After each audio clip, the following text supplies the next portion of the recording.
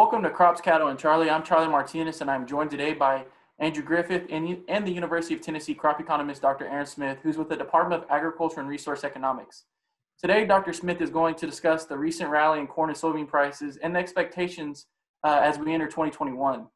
So, Dr. Smith, what caused the dramatic change in soybean and corn prices?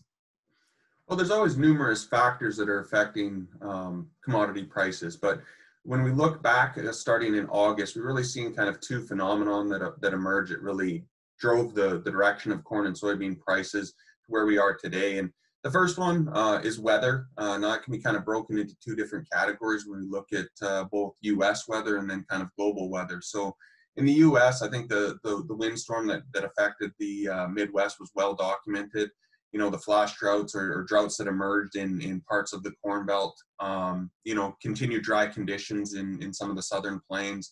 They all had an impact, very active hurricane season. But when we look at, additional kind of amplification of those phenomena, we look at different parts of the globe. Obviously, parts of Europe and Ukraine and Russia had some dry conditions that really reduced some of their crop production potential. But the big one that really kind of pushed things through October and November was the delay in South American planting, particularly Brazil's soybean crop, and the dry weather that's kind of continued to proceed down there. We have seen some easing of that, and we've seen prices kind of ease off the top on that. And so that's been one of the big factors. The other big one has been exports. Fantastically strong export sales of soybeans, corn, and several other agricultural commodities. A lot of this is driven by China's appetite for those products as they continue to try to rebuild their hog herd.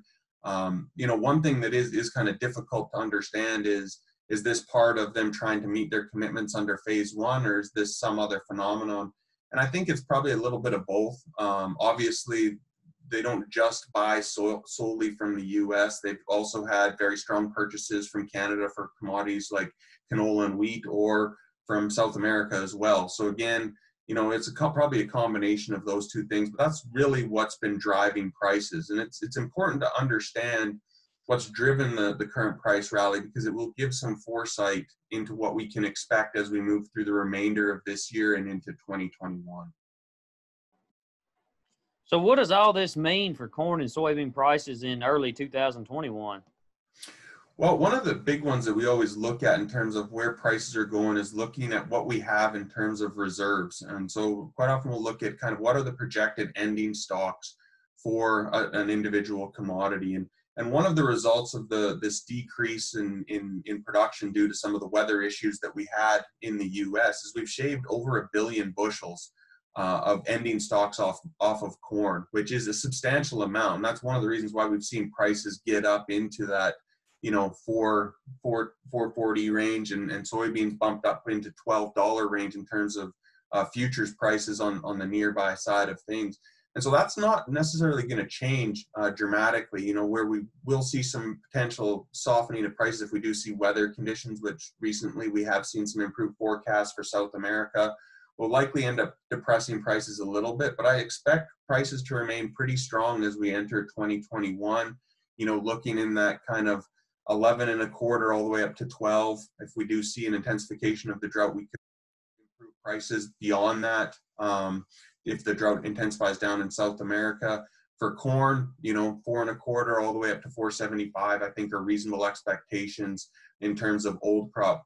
When we're looking at 2021 new crop, obviously, I don't necessarily think that it warrants getting too aggressive, but running those cost of production numbers to understand where you can make money from a price and yield combination standpoint, I think is incredibly important. Because when you look at corn with price offerings above $4, sometimes bumping up close to that $4.25 range, plus a strong basis in Tennessee, that warrants some consideration to lock in some potential profit for the 2021 crop. Similarly with soybeans, I like that 1050 level as a starting point for the 2021 crop, because I think that gives a lot of Tennessee producers some opportunity to lock in some profit. Now, I wouldn't get overly aggressive, but getting your feet wet in terms of your 2021 pricing, I think, is warranted at those levels. Awesome. Well, thank you, Dr. Smith, and thank you to the viewer for joining us on this episode of Crops, Cattle, and Charley. We hope you enjoyed it, and we'll hope you join us on the next one. Thank you.